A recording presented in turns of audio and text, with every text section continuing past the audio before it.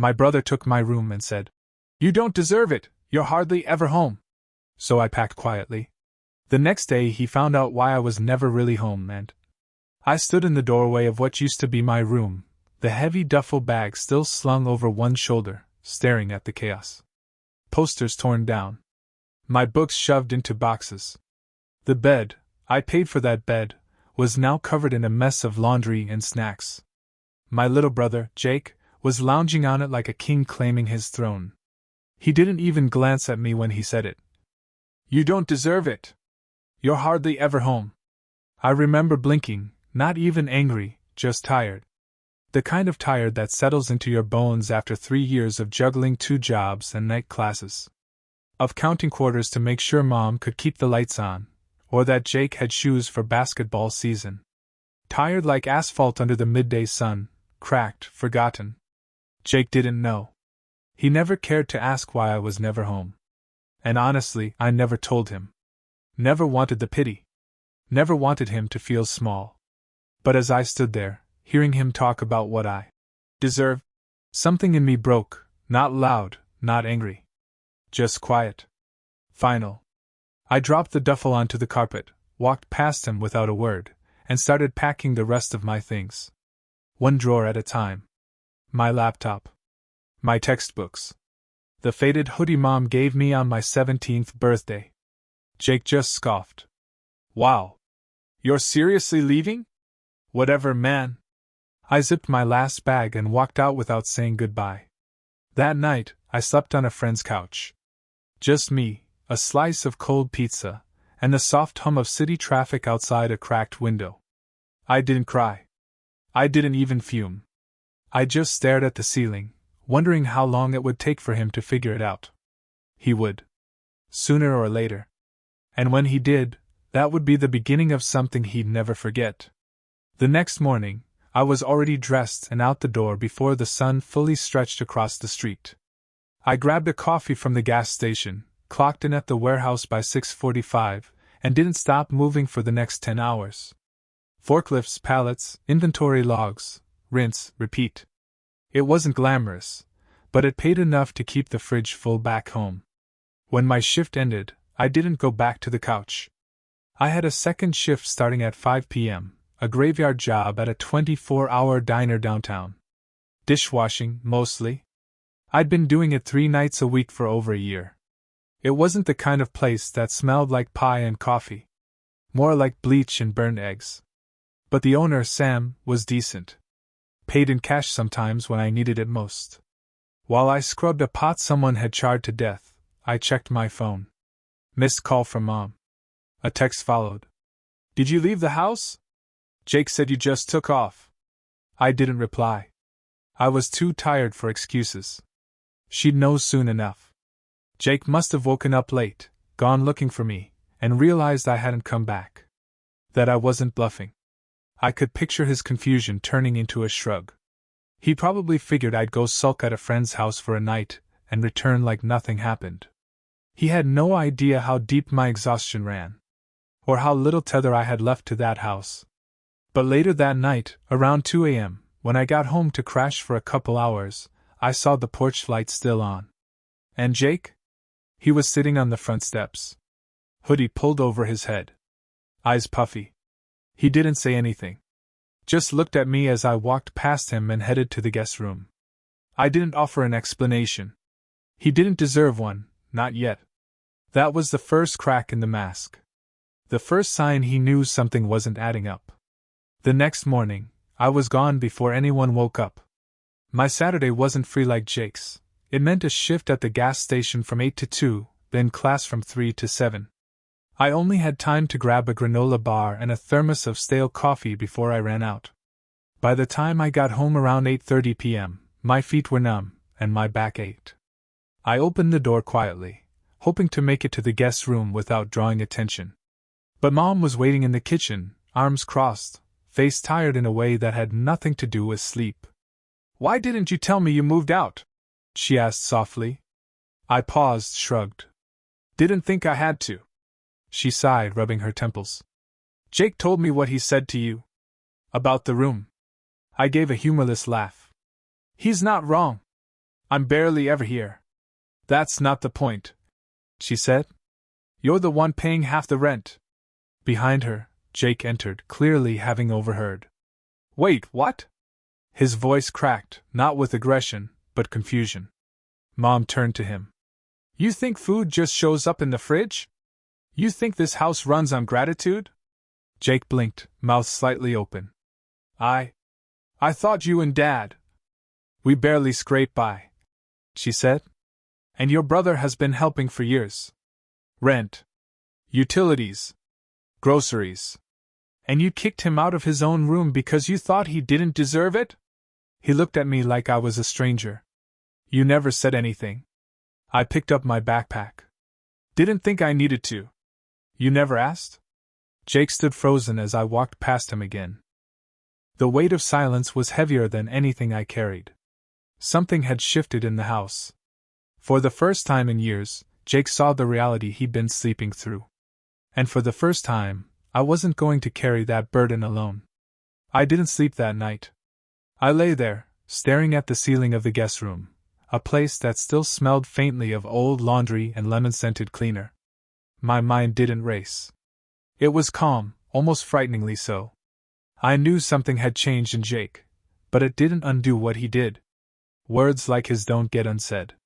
The betrayal still sat heavy in my chest, not from the room, never just the room, but from the years he never once looked past himself to ask, why? And now that he finally had the answer, he was rattled. Good. But rattled wasn't enough. That morning, while Jake was still asleep, I opened the laptop in the kitchen and pulled up the folder I'd been keeping for months. I had receipts, pay stubs, class schedules. Photos of the bills I paid, his phone plan included. I didn't need them for proof. I needed them for what came next. Because I wasn't going to beg him to feel guilty. I was going to teach him what it meant to be taken for granted. I typed for an hour, then printed a single sheet of paper and left it taped to the outside of my old bedroom door. Then I went to work. By the time I came home, he'd read it. He was pacing the hallway, crumpled paper in hand, a pale look on his face. Mom stood nearby, arms folded, not angry, just waiting. Watching. You're really gonna do this? He asked, voice cracking. I nodded. Yeah. You're moving out of my room. He blinked. But I already. No, I said. You're moving into Dad's old study. You don't get the biggest room just because you threw a tantrum and planted your flag in it. You want space? Earn it. You get the smallest room now. That's where you start. And my phone? He started. Cancelled. Effective tomorrow. But... Figure it out. He stood there, stunned.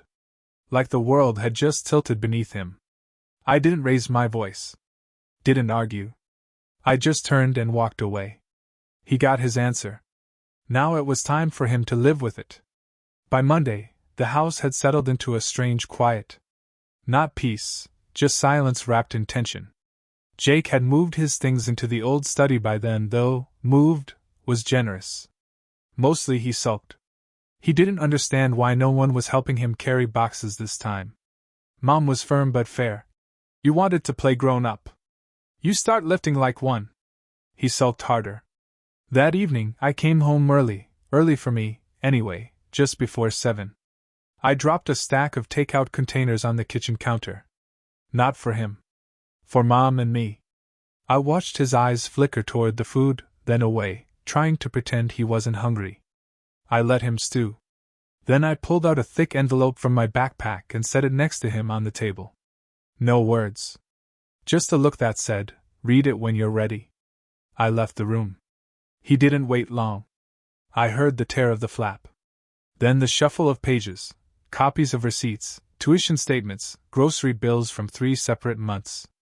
Even a screenshot of the Venmo payments I had made to cover his basketball uniform and that birthday gift he never thanked me for. The last sheet was a list. One column was titled, Your Costs. The other, Covered by me. When I returned, he hadn't moved. He stared at the papers like they were in a foreign language. He didn't even look up when I grabbed a water from the fridge. I didn't know, he said quietly. I know. I didn't ask you to. No. You just expected it. That landed. His shoulders slumped. Why didn't you ever say anything? Because I thought you'd grow up, I replied, voice level. I thought maybe you'd notice, eventually. I didn't realize I had to spell out every sacrifice just to be seen. He folded the list and placed it carefully back into the envelope. I'm sorry, he said. I nodded. Not because I accepted it, but because I needed him to sit with that discomfort for a while. The thing about apologies is they're not the end. They're the start of repayment. And I had only just begun teaching him the cost of ignorance. Jake didn't speak to me for 2 days after that. Not out of defiance, but confusion. You could see it in his eyes every time I passed him in the hall, like he was trying to recalculate an equation he never learned to solve. Mom, meanwhile, gave me a quiet nod every night when I came home. She'd stopped trying to smooth things over. She saw now that this wasn't just sibling drama. It was the result of years of imbalance finally tipping. But this wasn't over. Not for me. I'd made him see the damage. Now I needed him to feel it. So I got strategic. The next morning, I printed out a weekly schedule and taped it to the fridge. Every block of my time, warehouse shifts, night classes, diner hours, was listed in red ink. The empty spaces? Those were few. And I made sure to mark those clearly with the words, rest/laundry/study. Do not interrupt. Then I wrote one more line at the bottom. If anything in this house breaks or runs out, ask Jake. He's in charge now. That afternoon, I dropped off a stack of unpaid bills, ones I'd always covered quietly, and left them on the kitchen table under a sticky note. Rent's due next Friday. Talk to Mom. When Jake came home from school and saw the fridge, then the bills, I watched the realization sink in. He didn't say anything, but that night he tried to do laundry. I knew because I heard the unmistakable whir of the washer door being opened mid-cycle, followed by a splash and a curse. Later that night, I found him on the couch, Googling how to reset the circuit breaker. He'd tripped it trying to vacuum for the first time since the room incident. And when dinner time rolled around, he asked sheepishly, You hungry? I shrugged. Already ate at the diner. He nodded, then poked through the fridge, finding nothing that didn't involve preparation. For the first time in his life, Jake had to cook something that wasn't microwavable. The next day, it got better. He picked up the phone to order groceries, using his own debit card this time, and scheduled a delivery. I didn't praise him. I just nodded when I saw the bags. But the real turning point came the following weekend. Jake asked to talk. I was sitting at the edge of my bed, lacing my work boots, when he stood in the doorway. Hey. I've been thinking, he started. I want to help out. Like actually. Not because I'm told to. I raised an eyebrow but stayed silent. I know you don't trust that yet. And I get it. But I talked to Coach about picking up extra hours around school, helping with equipment, running drills for the younger teams. They pay a bit. Not much, but it's something. Still, I said nothing. Just nodded again. And I was thinking of cutting out Saturday hangouts for a while. I can use the time to take care of the house. Mom's been tired lately. That part? That stung in a good way. Like a wound starting to close. I finally looked at him. Good. He hesitated. That's it. What else do you want? He shrugged. I dunno. Maybe a chance. I stood and grabbed my backpack. You had years of chances. This is your start line. Run it well. He didn't try to argue. And for once, neither did I. But I wasn't done yet. Because somewhere in the middle of all this responsibility, Jake had forgotten one key detail about being a younger sibling. Older brothers don't just teach lessons. They make them unforgettable. Jake was trying. I'll give him that. He picked up shifts at school, came home earlier, even started cooking basic meals. Once I caught him standing over the stove, phone in one hand, wooden spoon in the other, watching a YouTube tutorial on how to cook chicken without poisoning someone. Progress. But effort wasn't enough. See, change isn't about a week of good behavior. It's about humility. About understanding that respect is earned every day, and sometimes that price is steep. And Jake still had debts. So I decided it was time for the final lesson. Not petty. Not cruel. Just. It started with a trip to the attic. There was a box up there he didn't know about, one I'd kept buried behind old photo albums and holiday decorations. It was filled with awards, certificates, letters, job applications, old pay stubs, proof of every scholarship I applied for, every job offer I took and turned down to stay local for Mom. A few old essays too, ones I wrote late at night at the diner counter with aching fingers and a borrowed laptop. One of them had won me a state competition. Jake had never read it. Until now. I laid it all out on the dining table before he got home from school. Not in a dramatic way. Just neat rows. Like a museum of things he never noticed. When he walked in and saw it, his first reaction was confusion. "What's all this?"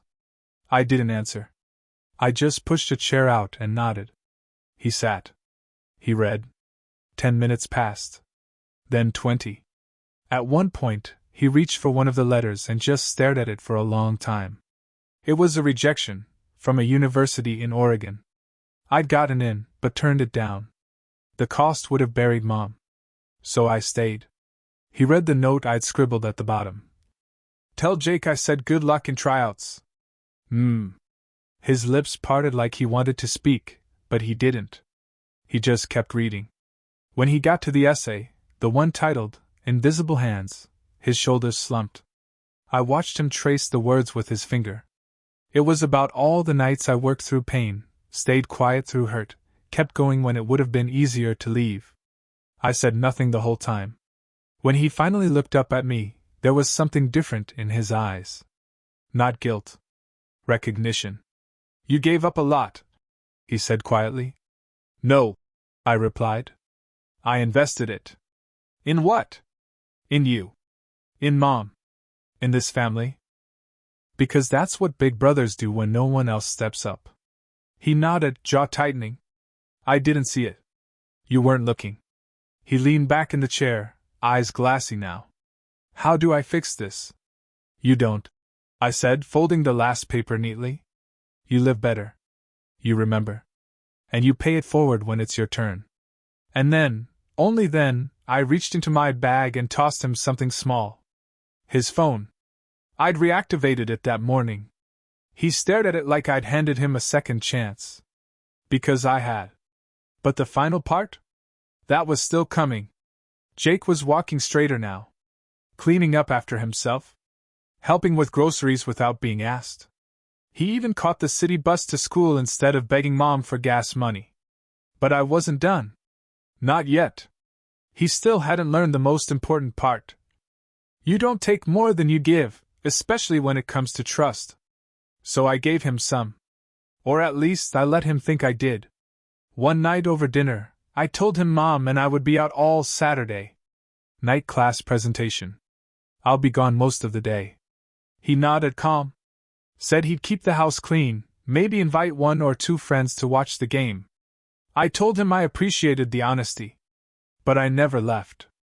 I parked down the street and waited. At first, nothing happened.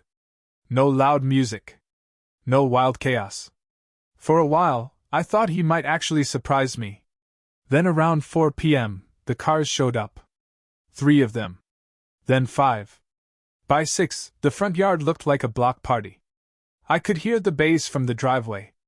Laughter, shouting, doors slamming. Jake wasn't just watching the game.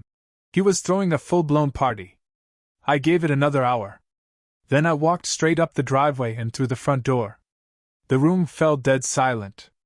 Half a dozen teenagers froze, drinks in hand, mouths half open.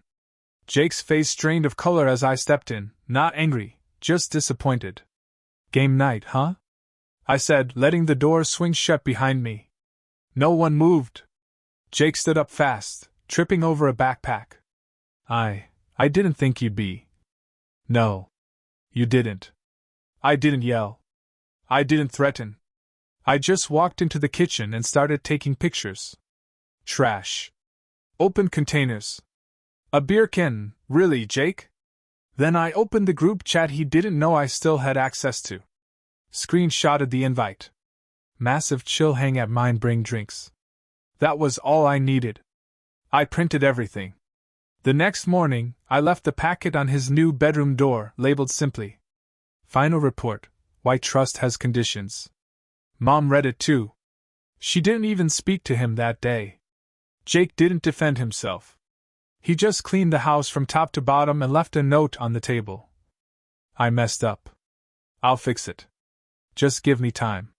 This time, I didn't reply. Let him sit with it. Some lessons need silence to sink in. A week passed. Then another. The house felt quieter. But not in the way it had after that first betrayal. This was different. It was as if something had been reset, Jake's posture, his tone, the way he knocked before entering a room. There was weight behind his movements now. Purpose. He didn't ask for his room back. Didn't ask for his privileges, his rides, his allowance. He earned them instead, piece by piece. I watched him come home from his after-school gig, dirt under his fingernails, sweat on his collar, and go straight to his desk to study. Not for school. For the GED tutoring he'd started offering a kid in his class. For free. One night, I came home to the kitchen clean, a warm meal on the stove. Jake didn't wait around for thanks. He just left a sticky note. "Figured you'd be tired. There's more in the fridge. Jake." Mom told me he'd been checking in on her too. Asking if she needed anything. Running errands. Replacing light bulbs before they burned out. I caught him reading one of my old textbooks once, tucked into the couch, headphones in, lips moving silently over the words.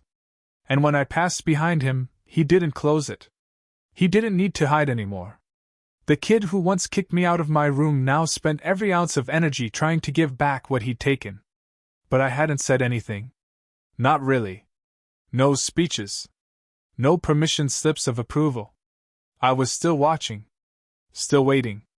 Until one Sunday afternoon, he knocked on the guest room door.